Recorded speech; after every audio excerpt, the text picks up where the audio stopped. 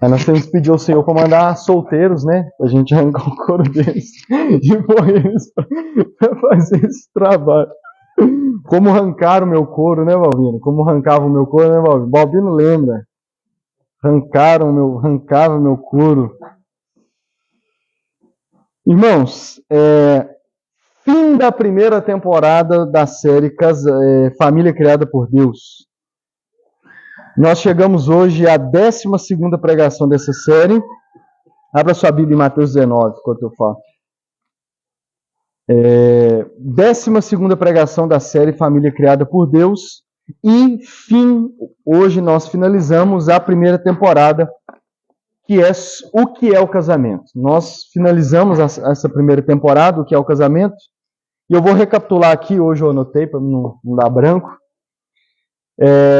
Nós tivemos uma introdução com 2 pregações, onde a primeira pregação dessa série foi por que pregar um ano sobre família, e eu enumerei 9 motivos pelo qual nós vamos fazer isso, né? Depois, a segunda pregação dessa série foi definindo família, inclusive eu vou ter uma mensagem hoje à noite na igreja metodista, fui convidado, então vou lá. O pastor Angelino também vai, acho que ele é o 4, daqui 3 domingos. Então vou pregar essa mensagem lá hoje. Aí depois entramos, propriamente dito, nas pregações sobre o que é o casamento. Nós vimos a desonra do casamento, e como o casamento tem sido desonrado. Nós vimos a criação do casamento. Nós vimos casamento monogâmico, como que o padrão de Deus é esse. Nós vimos que o casamento é aliança. Depois nós vimos os propósitos do casamento, a profundidade do casamento. Nós vimos sexo para o casamento. Nós vimos a primazia do casamento. Semana passada nós falamos sobre casamento civil, né, a importância e se de fato devemos fazê-lo. E hoje nós finalizamos essa primeira temporada com o tema pense bem, planeje bem e se case bem. Hoje é basicamente, talvez essa essa série tem sido basicamente as últimas pregações, mais para os casados já, né? E poderíamos falar aí que a desonra do casamento, o sexo para o casamento e talvez o casamento no civil, né? Talvez os solteiros poderiam aproveitar mais. Mas hoje, especificamente, quase que quem vai aproveitar mais é os solteiros, né? Assim espero, né? Mas para nós casados, o que vai ser bom de nós aproveitarmos essa pregação? É que eu vou te dar uma orientação de como você vai orientar os seus filhos sobre o casamento, né? Então, o propósito dessa série, para os solteiros, vai ser conselhos para que você pense bem, planeje bem e se case bem. E para você que já é casado, vai ser para você, vou te dar alguns conselhos para você futuramente ensinar os filhos, né? É o que eu vou buscar ensinar o Nicolas, né? E no mais, para aqueles que são solteiros e vão ouvir a pregação ou já são jovens, eu já compartilhei no grupo da igreja uma série de pregações do pastor Iago Martins, lá do Ceará, né? Fogo no Parquinho, uma série. E ele tem várias pregações que até o foco dele mais é para os solteiros. Então ele tem uma pregação Namoro Não Existe, que eu recomendo, eu vou mandar de novo lá. Ele tem a pregação O Caminho da Prostituição. Ele tem Quando Começar a Namorar. Ele tem alguns conselhos lá sobre quando eu começo a pensar em namorar. Ele tem uma pregação sobre ser solteiro é um dom de Deus. Então ele fala lá que ser solteiro não é você estar estragado, que ser solteiro é também um dom de Deus, mas aí ele dá os parâmetros desse ser solteiro, né, como dom de Deus. E ele tem lá o Não Misture a Família da Fé, onde ele fala principalmente sobre como você vai escolher a pessoa com quem você vai se casar. Então, não quero inventar a roda, tem essas excelentes pregações dele, e hoje eu quero abordar alguns outros pontos que até tem mais a ver com tudo que nós já construímos na nossa série até aqui. Mateus 19, dos versos 1 a 12.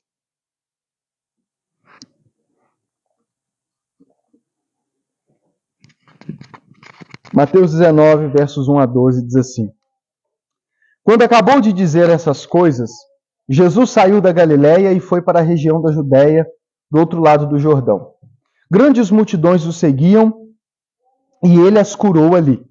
Alguns fariseus aproximaram-se dele para pô-lo à prova e perguntaram-lhe: é permitido ao homem divorciar-se de sua mulher por qualquer motivo? Ele respondeu: vocês não leram que no princípio o Criador os fez homem e mulher? E disse: por essa razão o homem deixará pai e mãe e se unirá à sua mulher, e os dois se tornarão uma só carne? Assim eles já não são dois, mas sim uma só carne. Portanto, o que Deus uniu, ninguém separe. Perguntaram eles: então por que Moisés mandou dar uma certidão de divórcio à mulher e mandá-la embora? Jesus respondeu: Moisés permitiu que vocês se divorciassem de suas mulheres por causa da dureza de coração de vocês. Mas não foi assim desde o princípio. Eu lhes digo que todo aquele que se divorciar de sua mulher, exceto por imoralidade sexual, e se casar com outra mulher, estará cometendo adultério. Os discípulos lhe disseram: se esta é a situação entre o homem e sua mulher, é melhor não casar. Jesus respondeu: nem todos têm condições de aceitar esta palavra, somente aqueles a quem isso é dado.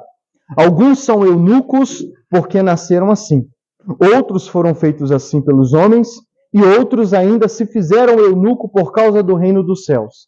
Quem puder aceitar isso, aceite. Vamos orar mais uma vez. Senhor Deus, eis aqui a tua palavra, Senhor. Nós pedimos que o Senhor abra os olhos do nosso coração para que possamos contemplar as maravilhas da tua lei. Que ao ouvir a tua palavra, Senhor, possamos recebê-la com o mesmo coração do Salmo 119, entendendo que ela é maravilhosa, que ela é perfeita, que ela é para o nosso bem, ela nos sustenta, ela nos preserva de sofrimento, de angústias e do mal, Senhor.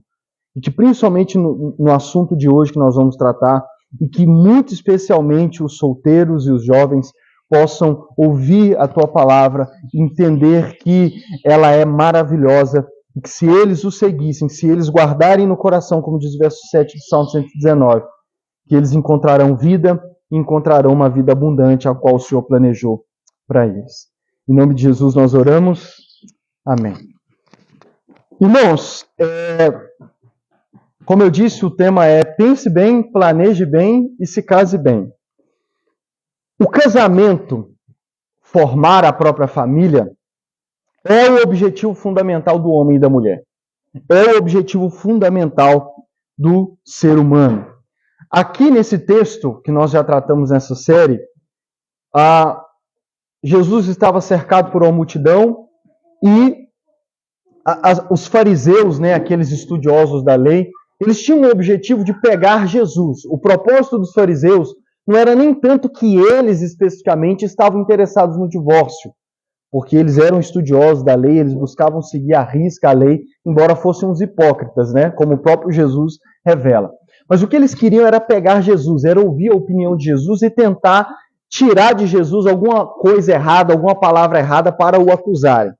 Mas é válido, vamos dizer assim, o questionamento deles, porque de fato os estudiosos dizem que por esse motivo o divórcio, o casamento já estava, de certa forma, banalizado no meio dos judeus. Principalmente a questão do divórcio. Os judeus, e esse é um dos motivos pelo qual eles fazem essa pergunta, os judeus estavam se divorciando das suas mulheres por motivo bobo, então eles chegam e perguntam para Jesus o que ele tinha a dizer sobre o divórcio.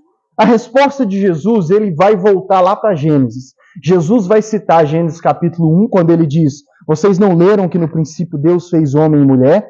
E ele vai citar o verso 24 de Gênesis capítulo 2, que também nós tratamos muito aqui nessa série. Ele vai dizer: por essa razão o homem deixará o seu pai e sua mãe e se unirá à sua mulher, e os dois se tornarão uma só carne. Jesus então diz que eles não serão mais dois, mas que agora eles são uma só carne. E Jesus diz assim: o que Deus uniu, ninguém separe. E Jesus diz que o único motivo válido diante de Deus para o divórcio, nós ainda vamos falar disso, é a imoralidade sexual. Tanto que ao final, ao ouvir aquilo, os discípulos viram para Jesus e disseram assim: mestre, se essa é a situação do casamento, é melhor então não casar. E Jesus diz assim: vocês estão certos, porque nem todos aceitarão esta palavra. Nem todos aceitarão este mandamento, nem todos aceitarão e receberão com alegria a seriedade do casamento, poderíamos dizer assim. Nós já falamos até aqui nessa definição do casamento, a seriedade que é o casamento. Nós vimos como que é sério o casamento e como que, depois da nossa relação com Deus, o tipo de relacionamento mais profundo que nós temos é o relacionamento entre os cônjuges, é o relacionamento entre os casados. Portanto, a única relação que é mais profunda do que entre cônjuges é a nossa relação com Deus. Amém? Portanto, o casamento é algo sério, o casamento nós deveríamos levar a sério, e é isso que Jesus deixa explícito nessa passagem. Tanto que os discípulos dele, no final, dizem isso. É melhor então ficar solteiro. Né? E Jesus, de certa forma, com as suas palavras, diz que de certa forma eles estavam certos. Mas, nós já vimos nessa série, lá na criação do casamento, que esse verso 24, por essa razão o homem deixará o seu pai e sua mãe e se unirá à sua mulher. Eu disse para vocês que o planejado de Deus, o normal é o casamento. Por isso que eu disse que o casamento, formar a sua própria família, é o objetivo fundamental de todo homem e de toda mulher. Irmão, se casar e formar a própria família a partir daí, deveria ser um dos propósitos principais na vida de todo ser humano. Na vida de todo homem, na vida de toda mulher, e principalmente na vida de todos os solteiros, e principalmente na vida dos jovens. Porém, irmãos, aqui entra o assunto que eu quero desenvolver nesta manhã. Porém, se nós já entendemos até aqui a seriedade do casamento, nós temos que ficar mais ou menos, principalmente se somos solteiros e jovens, nós temos que ficar diante de tudo que nós já ouvimos nessa série, de tudo que eu tentei resumir nessa série, a gente tem que ficar igual os discípulos ficaram ao ouvir Jesus nesse dia. Nós temos que parar e falar assim, então, peraí, eu preciso pensar bem sobre o casamento. Eu preciso pensar melhor sobre o casamento. Porque se essa é a seriedade do casamento, então eu tenho que, no mínimo, pensar 10 vezes antes de querer casar. E se eu chegar à conclusão, como os discípulos chegaram, de que é melhor não casar, então que você não case. Amém? Como eu já repeti nessa série, é melhor não casar do que casar com uma visão errada sobre o casamento diante de Deus. Amém? É melhor você não casar do que você se casar tendo uma visão distorcida, uma visão errada, ou uma visão do mundo, podemos dizer assim, na igreja a gente costuma dizer assim, né? Uma visão do mundo, uma visão dos ímpios, uma visão da nossa sociedade a respeito do casamento. Amém? Jesus prefere que você não se case do que você se case com uma visão errada sobre o casamento. Por isso que o casamento ele é algo muito sério para a gente desprezar ou tratar de qualquer jeito. Vou focar nessas duas. O casamento ele é algo muito sério para a gente desprezar ou tratar de qualquer jeito. Por isso que Hebreus 13:4 diz que o casamento deve ser honrado por todos e o leito conjugal conservado puro, porque Deus julgará os imorais e os adúlteros. Irmãos, Deus leva tão a sério o casamento que está explícito na palavra de Deus. E eu também vou falar disso mais para frente. A seriedade com que Deus diz que vai julgar aqueles que tratam o casamento de qualquer jeito. E esse é o meu ponto nessa manhã. Não apenas tratar o casamento de qualquer jeito, desprezá-lo ou desonrá-lo, já sendo casado. Amém? Porque se você já é casado, você tem que, depois de ouvir tudo que nós já falamos até aqui, reajustar tudo na sua vida, se for necessário. Amém? Agora, para aqueles que ainda são solteiros, para aqueles que ainda não se casaram, principalmente eles precisam arrumar a sua visão de casamento para que eles não desprezem ou não tratem o casamento de qualquer jeito. Por isso que o tema é pense bem, planeje bem e se case bem. Eu quero agora então enumerar, acho que são quatro conselhos para os solteiros e também para os pais. No caso, os pais para ensinar os filhos, né? Eu vou já te dar, pelo menos resumir os parâmetros que eu acredito ser os principais para a gente poder falar sobre casamento com aqueles que ainda não são casados. O primeiro deles é, entenda e leve a sério a visão de Deus sobre o que é casamento. Então, a primeira coisa, e até resume tudo que nós já falamos aqui, entenda e leve a sério a visão de Deus sobre o casamento. Nós precisamos entender como Deus trata o casamento na Bíblia, como nós buscamos fazer até aqui, e depois de ouvirmos tudo que ouvimos aqui, precisamos levar isso a sério. Amém? E aí, nesse verso, o destaque que eu quero é para esse verso 10 e 11, onde depois de ouvir o que Jesus falou sobre o casamento, os discípulos disseram: se esta é a situação entre o homem e sua mulher, é melhor não casar. Jesus respondeu: nem todos têm condições de aceitar essa palavra, somente aqueles a quem isso é dado. Os discípulos dizem: é melhor então não casar, Senhor. Porque se o casamento, é até que a morte o separe, é essa seriedade toda, é melhor não casar. E Jesus, eu creio que com essa resposta, ele diz assim: vocês estão metade certos. Por que metade certo? Porque entender a seriedade do casamento não deveria nos levar a desprezar o casamento. Amém? Nós não deveríamos, ao ver como Deus define e trata o casamento, com a seriedade com que Deus trata o casamento, nós não deveríamos desprezá-los. Nós não deveríamos fazer como a nossa geração de: eu não quero casar, eu nunca vou casar, eu que não quero mexer com esse trem de casamento. Certo? Essa não deveria ser a nossa posição para o casamento. Não deveria ser de desprezo. Na verdade, o que nós temos que fazer com relação a isso é tratá-los com mais seriedade. É levarmos a sério e tratar ele com a seriedade com que Deus está tratando. Tanto que o próprio Jesus já diz assim, poucos, nem todos, aceitarão essa palavra, somente a quem isso é dado. Irmãos, nem todos vão levar a sério a visão de Deus sobre o casamento. E deixa eu te dizer, até mesmo dentro da igreja, depois de tudo que já falamos até aqui, nem mesmo dentro das igrejas hoje, nós temos aqueles que nós poderíamos dizer assim, que todos dentro da igreja cristã levam a sério essa visão de casamento. Deixa eu te dizer, nem dentro da igreja. Infelizmente, nós ainda vamos continuar tendo dentro da igreja aqueles que não levam a sério a visão de casamento. Seja entre os solteiros ou até mesmo entre aqueles que já namoram, entre aqueles que já têm união estável, entre aqueles que já estão amaziados, que já vivem juntos, enfim. Como o próprio Jesus diz, nem todos vão levar a sério essa visão de casamento, mas somente aqueles a quem isso for dado. Irmãos, deixa eu dizer para vocês, somente aqueles que nasceram de novo levarão a sério essa visão de casamento.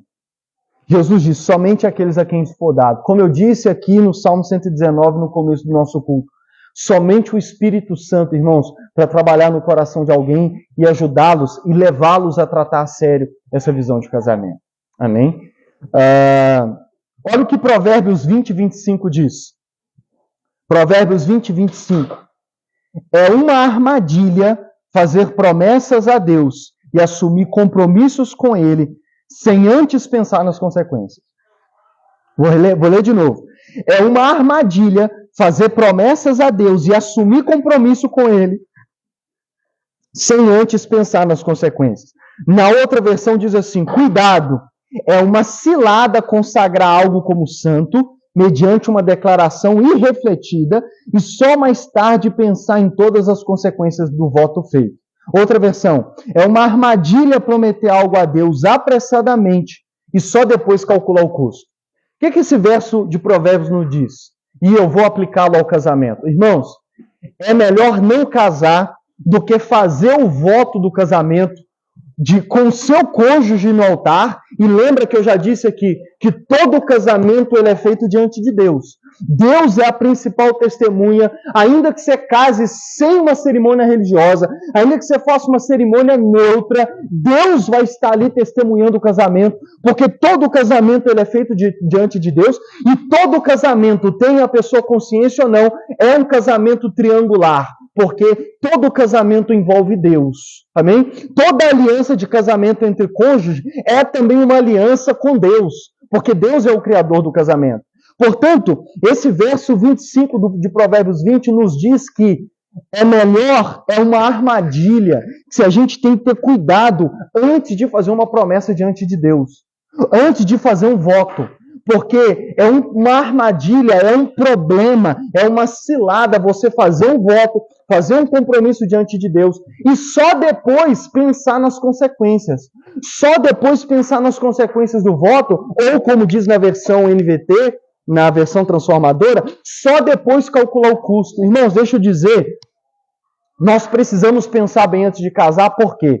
Porque precisamos entender a seriedade com que Deus trata o casamento, o que é o casamento e os custos do casamento. Amém? Vocês lembram daquela a primazia do casamento? Você tem que deixar pai e mãe, o cônjuge ir acima dos filhos, o cônjuge está acima do trabalho. Irmão, pensa para você ver o custo que é o casamento. Principalmente se você o leva a sério. Portanto, nós temos que pensar bem antes. Amém? E esse é um conselho.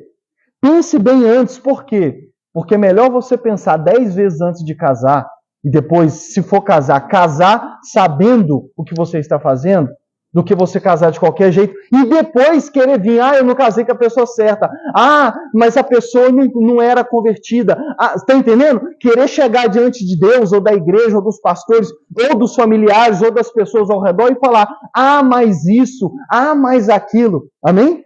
Então, é melhor pensar bem antes. Como eu tenho dito para vocês, essa série vai se tornar o curso de noivos aqui na igreja. E o curso de noivos aqui vai durar 1 ano. Nós não vamos casar ninguém aqui na igreja se não fizer esse curso de noivos, se não fizer esse curso de 1 ano. Esse mesmo amigo meu que eu citei, eu contando isso para ele, né? E ele falou assim, é mesmo, vai durar 1 ano. Eu falei, vai. Aí ele virou e falou assim, e quantas pessoas você já casou? Eu falei, nenhuma. Aí ele riu, né? Ele riu e estava até achando engraçado e dizer que está contando para todo mundo. Mas eu disse para ele que de fato é isso. Ou nós casamos uma pessoa que passou por 1 ano entendendo o que é o casamento, calculando o custo, como diz Provérbios 20:25, e ele vai fazer o voto no altar diante de Deus e do seu cônjuge, sabendo o que isso vai exigir dele, ou ele vai casar sabendo, vamos dizer assim, né, onde ele está entrando, o que ele está fazendo, ou ele no final desse 1 ano vai falar, eu não quero casamento.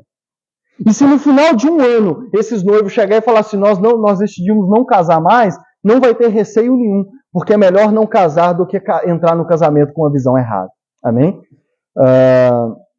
Então sim, se nós nunca casarmos ninguém aqui, nós não teremos problema nenhum. No dia do juízo final, quando chegar diante de Cristo, ele falar quantas pessoas você casou, e a gente falar, não, nós não casamos nenhuma. Mas se o motivo for a seriedade com que nós tratamos o casamento aqui, eu tenho certeza que ele virará para nós e falar assim, servo bom e fiel. Amém? Porque, irmãos, esse dia eu estava vendo uma outra pessoa que apareceu na timeline do meu Facebook, que a publicação dela, eu falei assim, uai, gente, uma publicação dessa não é de pessoa casada não. Aí entrei no perfil, aí estava lá, solteira, eu falei, pronto, já divorciou também. E é uma pessoa que já foi crente, não sei se ainda é, porque eu não convivo com ela, mas pelo menos já conviveu dentro da igreja. Casou, tem filho, mas pelo jeito já divorciou. Infelizmente, irmãos, principalmente por causa da 13 anos de caminhada, tanto de pessoas que eu conheço. E eu estava conversando isso há uns meses atrás com um amigo, que inclusive converteu na mesma igreja que eu, mas hoje não está nela mais. E a gente conversando sobre como que dos casamentos dos jovens que a gente, ou das pessoas que fazia parte dessa igreja, os casamentos que ainda estão de pé são os casamentos de pessoas que já saíram dessa igreja. Porque das que permaneceram lá, ou das que saíram e vamos dizer, se abandonaram a igreja, abandonaram a fé, irmãos, a gente conta nos dedos que ainda estão casados. Por quê? Um dos motivos é que a forma com que a igreja trata o casamento. Banaliza o casamento, despreza o casamento e, principalmente partindo das lideranças, não tem exemplo de casamento para que aqueles que se casam façam. E outra questão que, inclusive, encaixa dentro do assunto de hoje.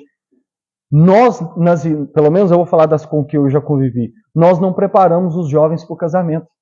Nós não temos preparado os jovens para o casamento. Nós não temos falado com eles, e até vou falar nas próximas semanas, sobre o que é casamento, sobre a seriedade do casamento e os custos do casamento, irmãos. Né? Vai começar a 2ª temporada, nós vamos falar sobre as tribulações no casamento. Paulo, em 1 Coríntios 7, aconselha a igreja de Corinto, os jovens, a permanecer solteiro. E um dos motivos ele diz assim, porque quem casa, ele vai ter muitas tribulações, muitas angústias. E eu vou explicar o que ele quis dizer com isso, né? Mas de fato irmãos, quem é casado sabe que o casamento traz consigo muitas angústias, muitas preocupações, né? Então, nós temos que ser mais verdadeiros com os nossos jovens, porque, como eu tenho dito, é melhor a gente ter jovens que vai falar assim, eu não vou casar, do que a gente simplesmente, às vezes, como eu disse, naquela desonra do casamento, levar eles para o altar para que eles então possam fazer sexo em paz, e aí a gente ter casamentos destruídos, casamentos desgraçados que ou levam ao divórcio ou um divórcio sem o papel, que é aquele casal que já não vive mais como marido e mulher, como eu conheço também vários, mas que ainda não fez o papel do divórcio, mas vamos dizer assim, né, vamos dizer assim, de alma, eles já estão divorciados. Então, entenda e leve a sério o que Deus trata sobre o casamento. Segundo conselho, arrume um trabalho, né? Arrume um emprego. Apesar do casamento ter a primazia sobre o nosso emprego, na ordem da criação, nós já vimos isso, primeiro Deus deu um trabalho para Adão e depois uma esposa. Amém? Provérbios 24, 27 diz assim: termine primeiro o seu trabalho a céu aberto, deixe pronto a sua lavoura, depois constitua a família. Uma outra tradução diz assim: cuide primeiro dos seus negócios, defina a sua situação financeira e depois comece a construir a sua casa e formar a sua família. O casamento ele tem prioridade sobre o trabalho na vida daquele que já é casado, mas se você é solteiro, antes de querer arrumar uma namorada, de querer arrumar uma esposa, você tem que arrumar um trabalho. Amém, irmão? Você tem que arrumar um trabalho primeiro. Por quê? Porque na criação Deus primeiro deu um trabalho para Adão, depois deu uma esposa. E Provérbios diz, olha, primeiro prepare sua lavoura, ajuste a sua vida financeira, para depois você construir a casa e depois constituir família. É claro, irmãos, que a nossa geração tem levado isso para o lado do tipo assim, primeiro eu tenho que ficar rico, depois casar. Não é disso que a Bíblia fala. Amém? Não é disso. Mas também não é como a nossa geração, outros fazem, que é você. Você ainda mora com seus pais, quem paga as contas, quem paga, vamos dizer assim, às vezes quem paga a sua saída com a sua namorada no cinema é os seus pais, e você já está querendo namorar, né? Já está querendo desfrutar de uma vida de casado, dos benefícios do casamento, você já está querendo enrolar a menina ou o cara, né? Ou está querendo pensar em casamento, sendo que você ainda nem está trabalhando, sendo que você ainda nem trabalha. Então, resumindo em outra frase, não pense em casar, e nem mesmo em namorar, né? Sem antes arrumar um trabalho. Por exemplo, quando o Nicolas perguntar, pai, quando é que eu vou poder começar a namorar? Aí eu vou virar para ele e falar assim, quando você já estiver trabalhando, meu filho, né? Você não deveria pensar nem mesmo em namorar. Por quê, irmãos? O Iago vai tratar disso, então se você ouvir lá, eu não vou render muito isso. Namoro cristão, ele começa para acabar, né? Ele começa para acabar. O namoro cristão, ele tem que começar já pensando em acabar. Ou seja, esses namoros longos que a nossa geração tem tido, e até mesmo dentro da igreja, namoros de 7 anos, de 10 anos, isso, irmãos, isso é uma das lepras no meio da nossa igreja hoje, é isso. Os nossos cristãos jovens e solteiros não levar a sério o que deveria ser o namoro. O namoro deveria ser quase que esse 1 ano de planejamento para o casamento. Amém?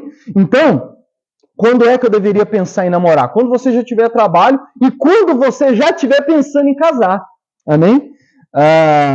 Por quê, irmãos? Porque, mais uma vez, nós que já casamos sabemos, e que somos casados sabemos, que casar e manter um casamento custa o quê?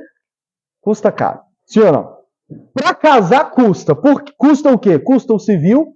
Tá, quanto que está o civil aí, mais ou menos? Aí? A média do 600 quanto? Aí, 600 conto. Pois é, 4 anos atrás, 600 e poucos. Então, para você casar no civil, a média aí de uns 500 a 600, 700 reais.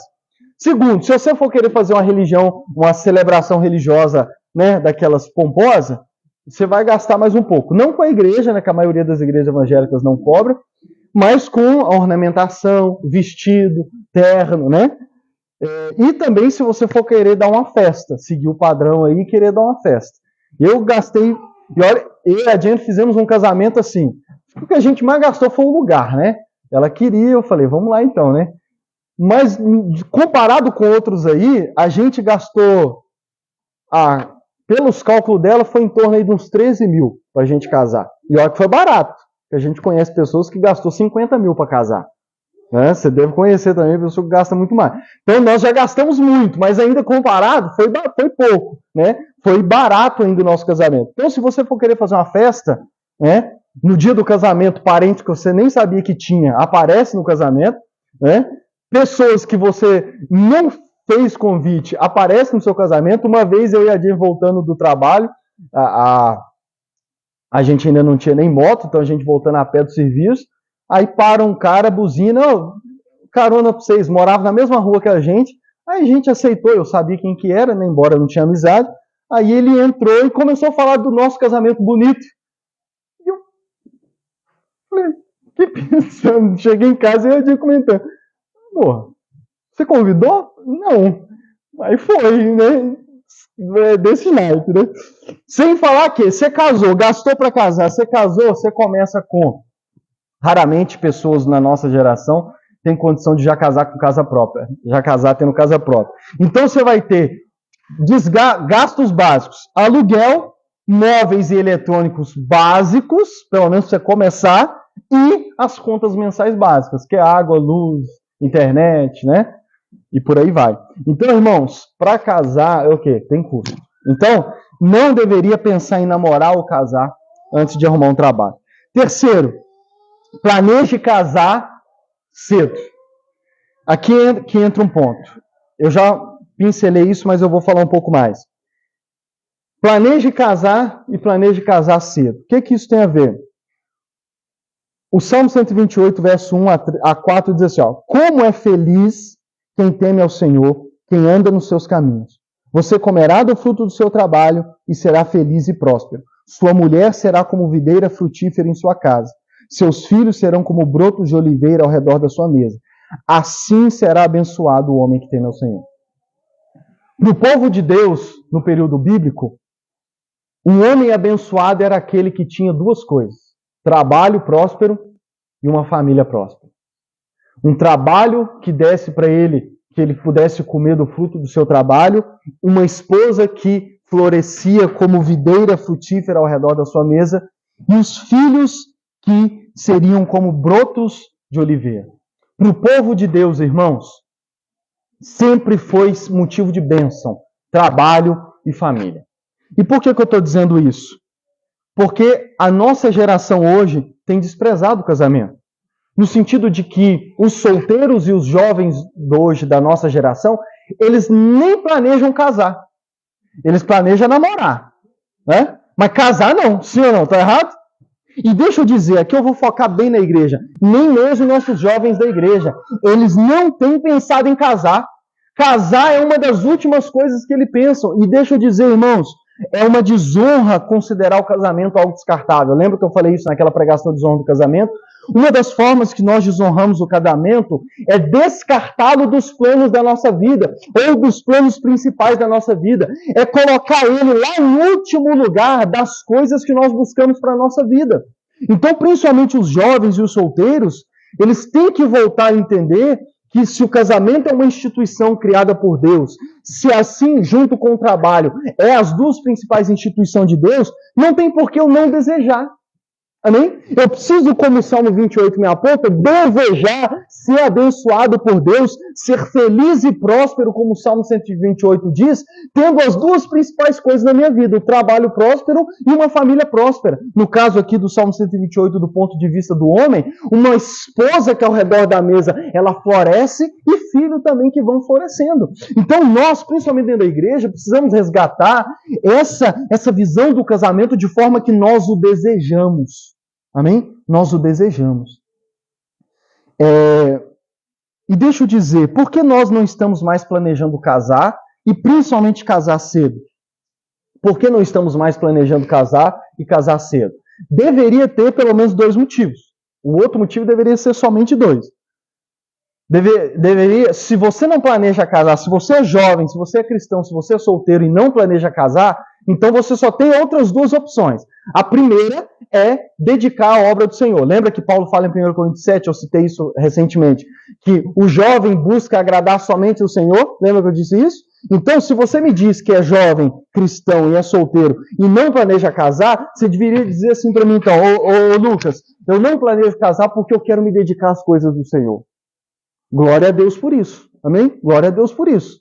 Então, né, vem para a igreja que eu vou arrancar o seu couro. Tem muita coisa que eu estou deixando, né, relaxado aqui que eu preciso de alguém para fazer para mim. Né? Dedique-se à obra do Senhor. Arruma até um quarto para você aqui dentro, se você quiser. Né?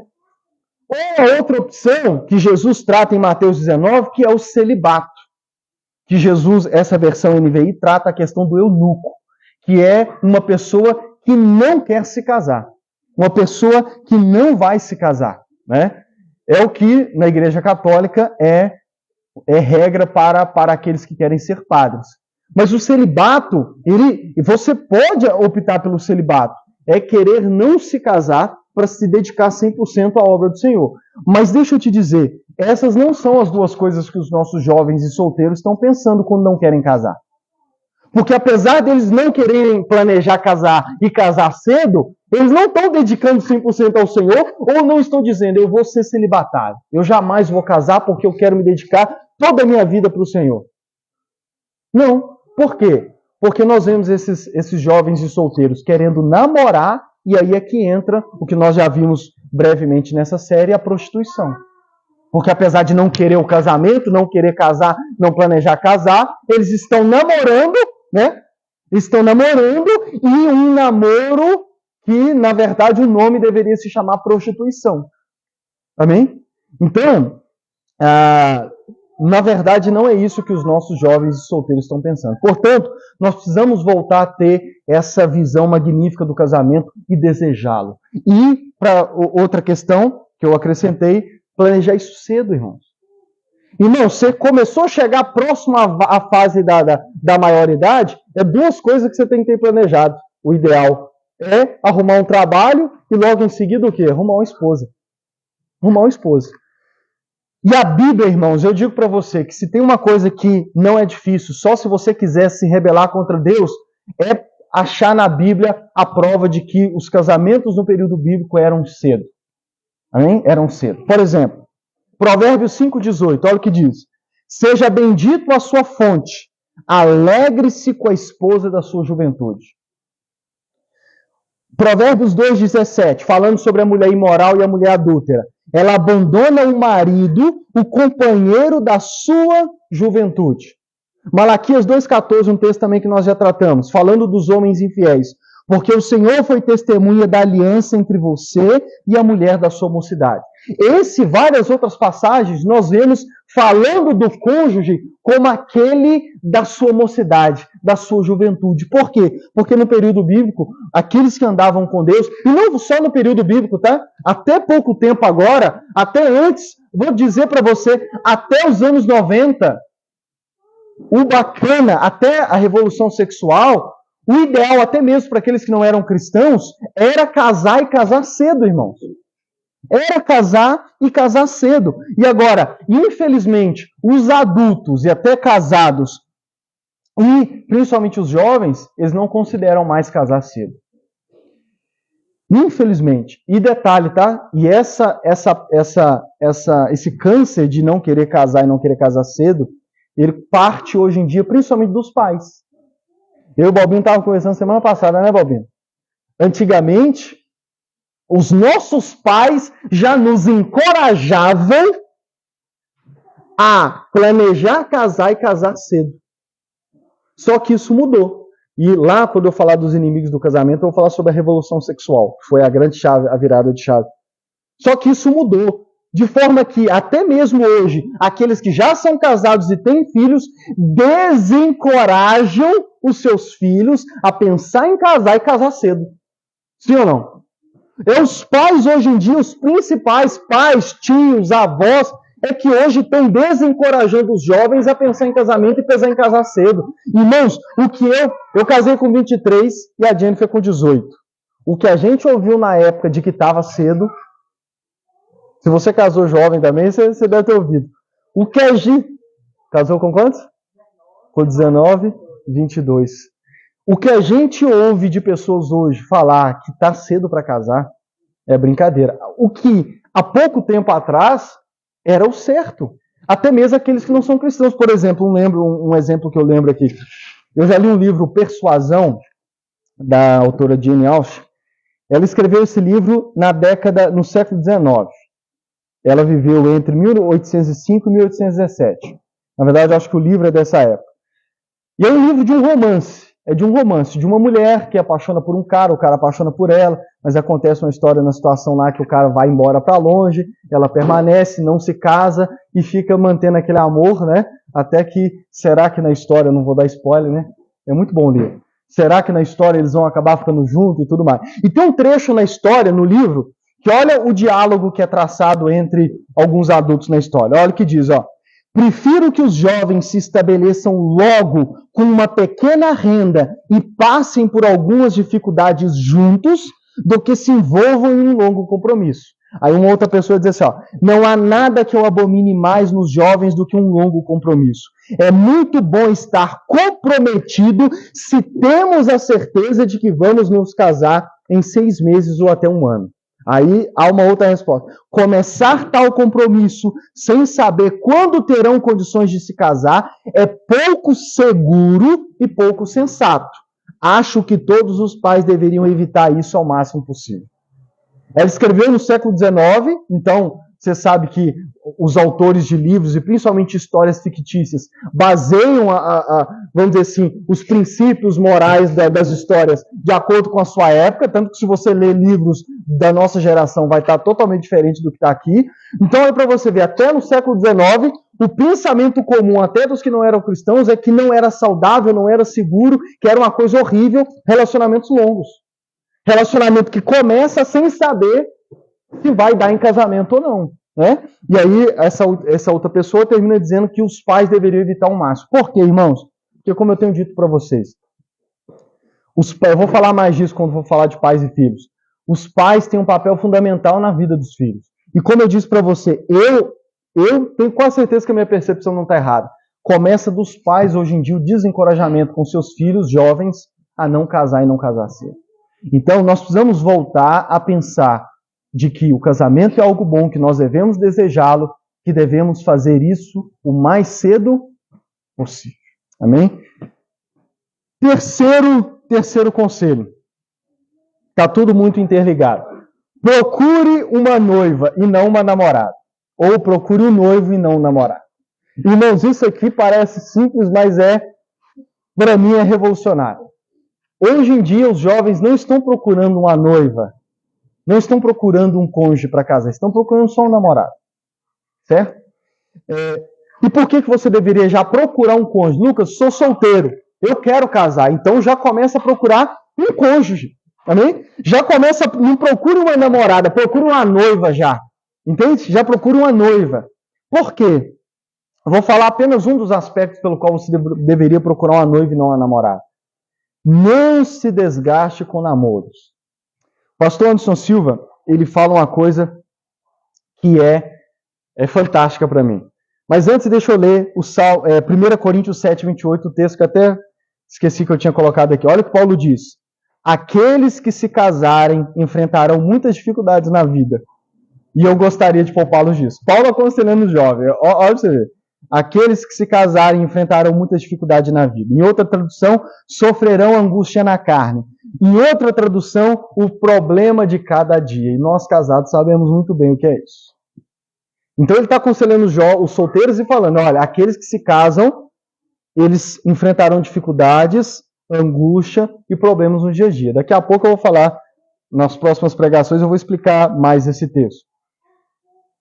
Irmãos, é natural do casamento essas angústias, essas dificuldades, esses problemas, esses atritos. Por quê? São duas pessoas de personalidade diferente, são dois pecadores, como a gente gosta de dizer na igreja, são dois pecadores que agora vivem debaixo do mesmo teto, que agora dividem, às vezes, até mesmo, quem sabe, a escova, o mesmo sabonete, dividem tudo, irmãos. Amém? É claro que, como ferro afia ferro, vai ter o quê? As arestas para serem aparadas. Lembra que eu já falei disso também? Vai ter as arestas. E isso causa angústia, causa problemas no dia a dia. Agora, por que eu estou citando esse texto? Porque os nossos jovens hoje, o namoro deles só não é, vamos dizer assim, só não é casamento porque não foi registrado. Porque a porta está aberta para qualquer momento eles irem embora. Porque as angústias, as dificuldades, vamos dizer assim, os benefícios que era para o casamento e também as suas dificuldades, a nossa geração já tem enfrentado no namoro. Estava conversando com um jovem ontem, e ele me falando aí, eu não rendi muito assunto com ele não, porque eu não tenho muito convívio com ele, mas ele me falando das brigas dele com a namorada. E que eles tiveram lá uma discussão lá, ele falou um negócio com ela, aí eles foram dormir, são namorados, foram dormir. Aí ele me contando e rindo, que de madrugada, 3 horas da manhã, ela cutuca ele para pedir perdão pelo que ele tinha falado, aquele negócio todo. Aí eu fiquei, gente, isso é coisa de casado. Você brigar, discutir, né? E às vezes na madrugada se reconciliar.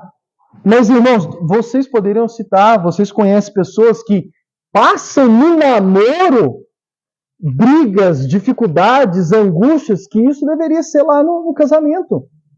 E aí o pastor Anderson Silva fala algo que eu acho fantástico. Ele fala assim, que as pessoas acreditam no tal mito de procurar a pessoa certa. Ah, não, eu tenho que me relacionar com vários, porque eu preciso achar a pessoa certa. Inclusive, a nossa geração acredita, e também eu e a Jen recebemos muito desses conselhos, a gente tem que fazer sexo antes do casamento para experimentar, para ver se vai gostar e tudo mais. Só que isso é um mito, porque isso funciona justamente o oposto do que eles dizem que funciona. Por quê?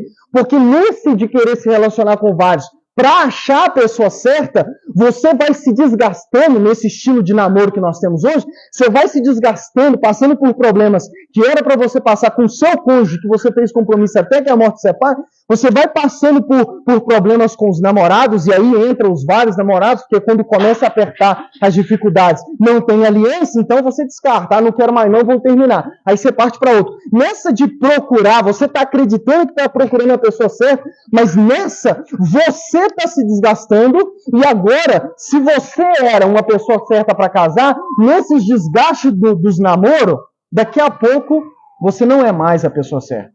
E a pessoa com quem você se relaciona, as várias com quem você se relaciona, também, se estão vindo de vários relacionamentos, eles também. Se lá atrás elas poderiam ser uma pessoa certa para você casar, agora não é mais. Por quê? Porque ambos estão se desgastando em vários namoros. Amém?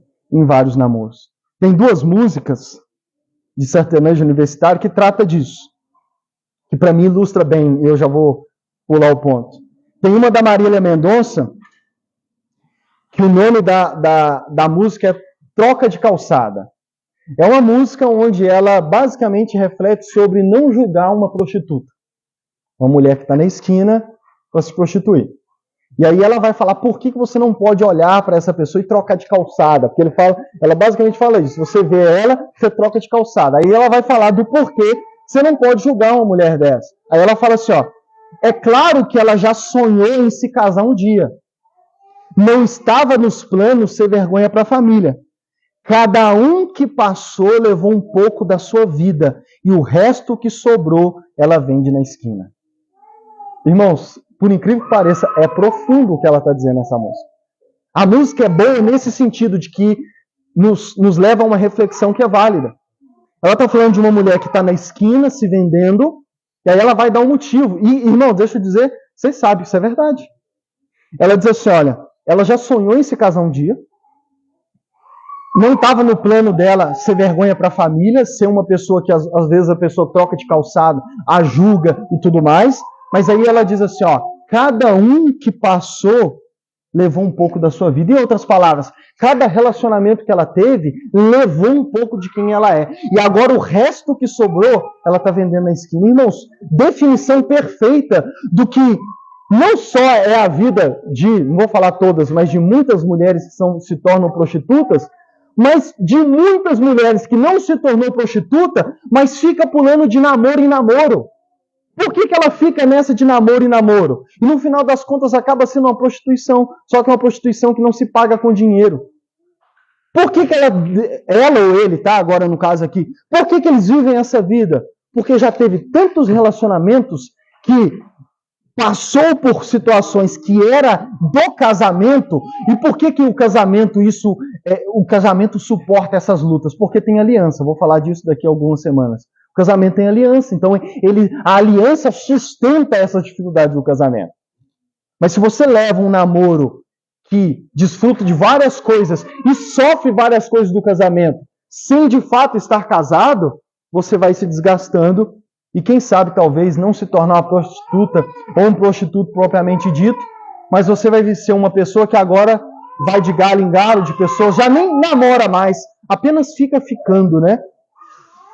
Isso me leva a uma outra música aqui do sertanejo universitário. O nome dessa é Nem Namorado e Nem Ficante. Olha o que a música diz. Presta atenção nos detalhes. Sem definir, sem rotular. A gente segue se encontrando. Na cama segue amando. O importante é se pegar. 4 paredes e nós. Fazendo amor lento, fazendo amor veloz. O que a gente faz é diferente dos iguais. Aí olha o refrão. A gente briga igual casal e se pega como amante. A gente não tem nada sério, mas o ciúme é constante. Nem namorado e nem ficante. Vou repetir o refrão. A gente briga igual casal e se pega como amante. A gente não tem nada sério, mas o ciúme é constante. Nem namorado e nem ficante. Você poderia traduzir para nem casado, né? E nem ficante. Essa é a descrição do que é namoro hoje em dia. Você só vai se desgastando, só vai se desgastando. No final das contas, não é nada sério. Certo? Não é nada sério. Por quê? No menor dos problemas mais graves, separa. Ou se não separa e caça outro, permanece aquele namoro de 5, 10 anos que vai o quê? Só desgastando, só desgastando, só desgastando. Conheço pessoas que namorou 7, 10 anos com a mesma pessoa e no final das contas não deu em casamento. E agora já partiu para outra. E eu vejo de pessoas que eu convivo de certa medida ali, que algumas coisas que eu ouço falar que elas sofrem no atual namoro, nada mais é do que uma consequência ou uma cicatriz do que daquele de 7, 10 anos que foi antes deles. Então, se nós não levarmos a sério e continuarmos vivendo, no caso dos solteiros, ou permitirmos que os nossos filhos vivam esse tipo de namoro, irmão, esse dia a Jennifer virou e falou assim, não, deixa o Nicolas aqui, porque daqui a pouco ele vai estar virando para mim e falando, mamãe, estou indo dormir na casa da namorada. Eu falei com ela, como é que é essa história aí? Vai ter dessa não, meu amigo. Não vai ter dessa, porque, né, vai ter dessa não. A conversa vai ser diferente. Ah, mas a gente errou em muita coisa. Então, eu vou deixar meu filho errar, cometer os erros que eu cometi?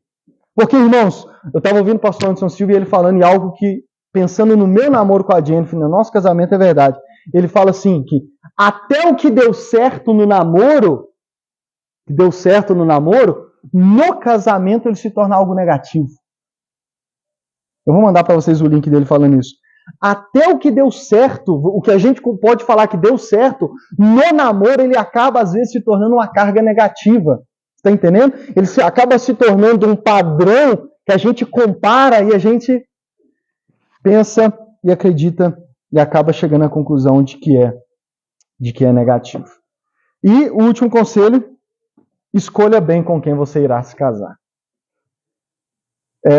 Escolha bem com quem você quer se tornar uma só carne até que a morte o separe. Depois de tudo que você já ouviu sobre o que é casamento, você deveria escolher muito bem com quem você quer ter esse tipo de relacionamento.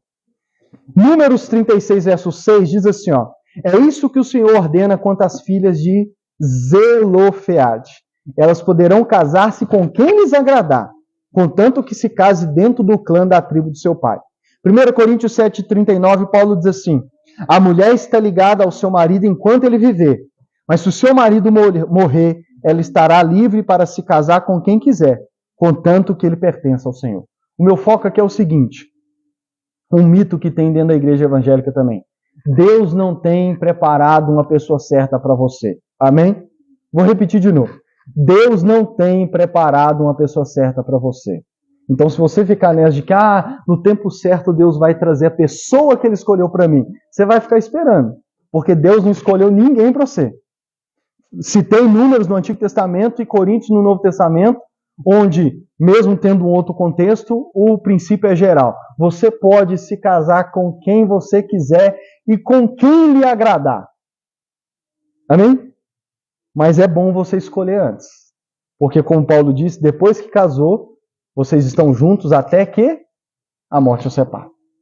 Portanto, a gente deveria escolher muito bem com quem nós vamos casar. O namoro, irmãos, vamos dizer assim, sem desfrutar dos benefícios do casamento, ele deveria ser esse teste. Amém? Na verdade, até antes de namorar, você já tinha que puxar a lista de bons antecedentes da pessoa. É possível hoje em dia, através de rede social, através quase que existe, é possível puxar uma lista de bons antecedentes, né?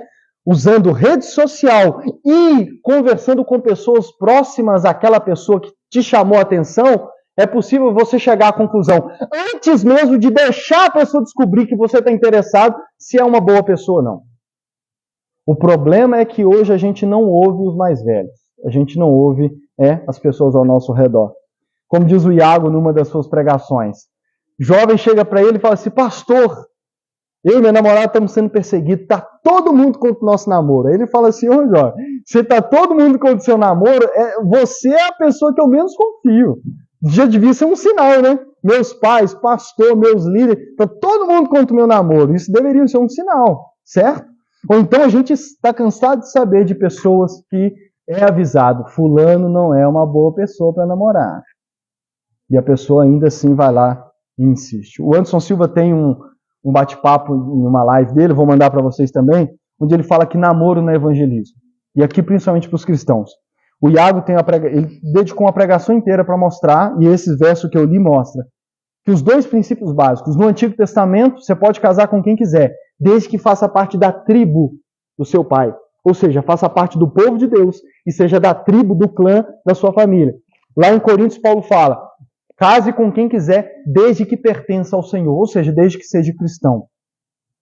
Esse é outro princípio que temos que resgatar na igreja evangélica. Namoro não é evangelismo.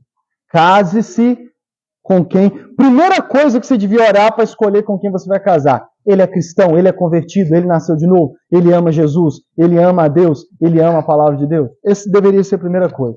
Se não passa nesse, você já descarta e começa a procurar outro. Amém? E na palavra de Deus nós temos exemplos de Sansão, Davi, Salomão, dentre outros, que escolheram mal e arrumaram para a cabeça deles por causa disso. Os exemplos mais que a gente costuma lembrar, Sansão, que o problema todo na cabeça dele foi quando ele quis uma mulher que não era do povo de Deus, e depois ele teve problemas, e a segunda opção dele foi uma prostituta, e a vida dele foi uma desgraça a partir dessa escolha. E segundo, Salomão, que a Bíblia diz que pelo fato de ter tido 700 esposas e 300 concubinas, ou o inverso, 300 esposas e 700 concubinas, não lembro agora, 1 Reis 15, se não me falha a memória, diz que as suas muitas mulheres lhe corromperam o coração, de forma que ele não mais seguiu a Deus, conforme o seu pai Davi. Então, escolha bem, irmãos. Escolha muito bem. 2 pontos finais. Tem um podcast, A Nova Tradicional Família Cristã. Está naquela playlist do YouTube lá.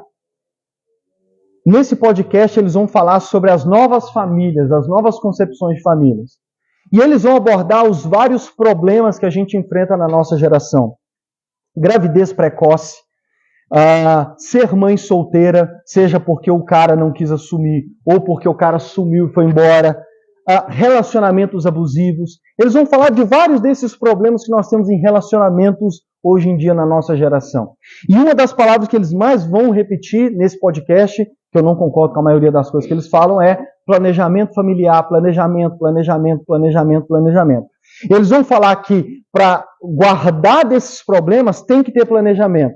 Só que aí é que eu entro. Que para eles isso não funciona. Porque a visão que eles têm de relacionamento e de casamento não se encaixa em planejamento. Como que você faz planejamento com uma pessoa que você não quer um compromisso até que a morte o separe? Que planejamento é esse que no menor dos problemas você pode separar, terminar e ir embora para outro? Portanto, só faz sentido se levarmos a sério a visão de Deus de casamento. Quem não leva a sério a visão de Deus de casamento, de a forma como Deus estabelece na sua palavra, não tem que falar de planejamento. Amém? Porque não existe planejamento para quem não leva a sério a visão sobre o casamento. Agora, para nós cristãos, existe planejamento. E muitos desses problemas, gravidez precoce, mães solteiras e relacionamentos abusivos, dentro das nossas igrejas seriam evitados. Eu vou dizer para você, sem medo de errar aqui, tá? 99% desses problemas, principalmente que nós temos dentro das igrejas. Sem falar que poderíamos falar de prostituição, de escândalo, de várias outras situações, seriam evitados se de fato tivéssemos esse planejamento segundo Deus. Levar a sério o namoro, levar a sério o noivado, levar a sério o casamento. Amém? Portanto, o que a nossa geração quer, que é acabar com esses problemas, eles só vão encontrar na palavra de Deus. Eles só vão encontrar no Evangelho. E eu finalizo mostrando como que o casamento, mais uma vez, nos aponta para o Evangelho de Jesus. Mateus 22, verso 2, Jesus diz assim: o reino dos céus é semelhante a um rei que preparou uma festa de casamento para o seu filho. Apocalipse 19, 7 diz assim: alegremo-nos, exultemo-nos e demos-lhe a glória, porque chegou a hora das bodas do Cordeiro e a sua noiva já se preparou. Jesus diz que o casamento ele é uma ilustração do Evangelho. Dentre todas as coisas que Deus poderia escolher para ilustrar a nossa salvação, para ilustrar o Evangelho, para ser uma ilustração, uma representação da boa notícia do Evangelho, Deus escolheu o casamento. O casamento é a figura de linguagem, é a analogia que Deus mais usa na Bíblia para ilustrar a relação da nossa salvação, que é Cristo com a sua igreja, Cristo com a sua noiva. Portanto, irmãos, como não levar a sério algo que Deus criou para ser a principal ilustração do Evangelho? Como que eu não levo a sério o casamento e todo o caminho, todo o seu processo? Se Deus escolheu o casamento, esse relacionamento, para ser a principal ilustração do Evangelho. Cristo deixou seu pai e sua mãe para unir-se à sua noiva.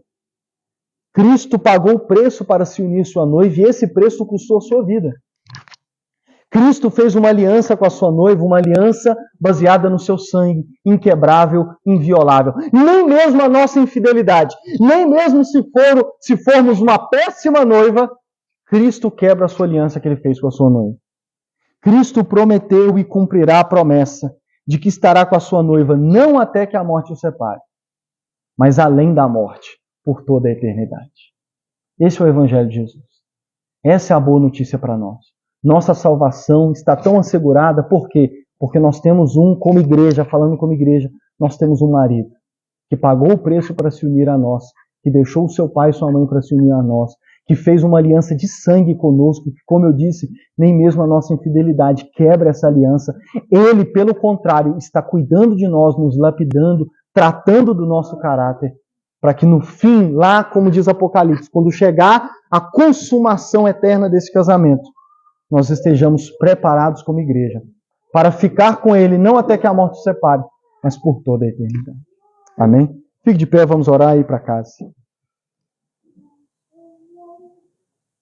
Como não levar a sério o casamento? Feche seus olhos, vamos orar. Você que é solteiro, se arrependa diante do Senhor nessa oração de qualquer tipo de pecado que você está cometendo, de desonra ou de profanação do casamento. Se você já é casado, se arrependa de qualquer pecado que, fechando essa primeira temporada, você possa estar cometendo de desonrar o casamento no seu casamento. E se você que já é pai, que você faça um compromisso com o Senhor nesta manhã, de fazer o que tiver de ser feito, mas ensinar os seus filhos a ter essa visão sobre o casamento. E por fim, peça a ajuda do Espírito Santo para que a gente ponha em prática tudo o que já ouvimos até aqui.